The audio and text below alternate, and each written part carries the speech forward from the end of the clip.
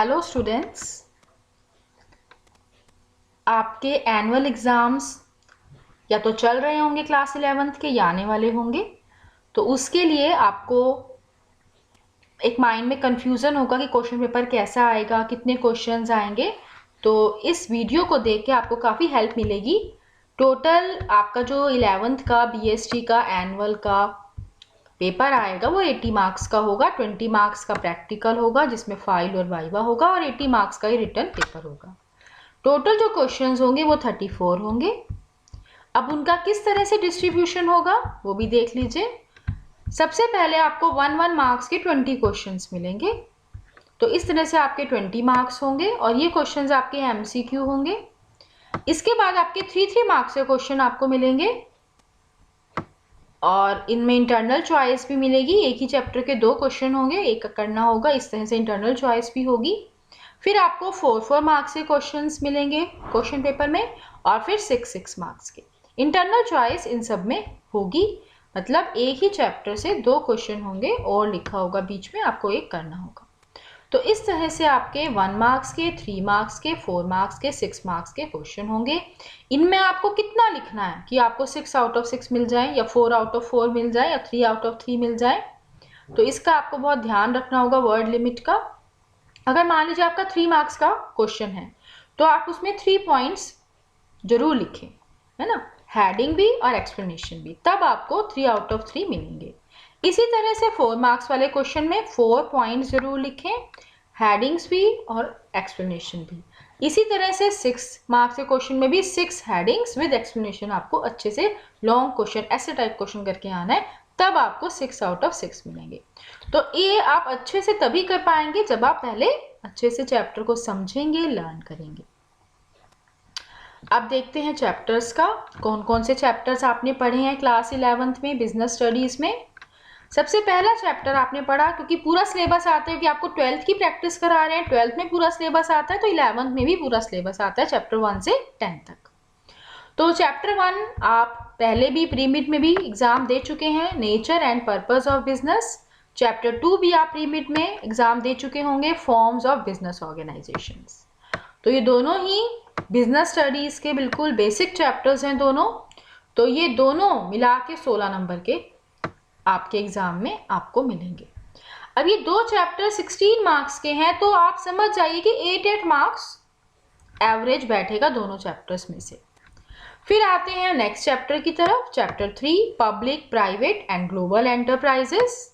इसमें आपने पढ़ा होगा ना स्टैट्यूटरी कॉर्पोरेशन, डिपार्टमेंटल अंडरटेकिंग्स, वो वाला चैप्टर है ये।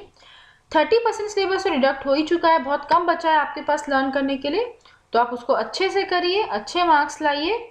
तो आपका जो 3rd चैप्टर है और जो आपका 4th चैप्टर है बिजनेस सर्विसेज, जिसमें आपने इंश्योरेंस वगैरह के बारे में पढ़ा, ई बैंकिंग वगैरह के बारे में पढ़ा, तो ये दोनों ही चैप्टर बहुत इजी हैं, इंटरेस्टिंग हैं और ये आपके दोनों मिला के आपको एग्जाम में मिल जाएंगे 14 मार्क्स के।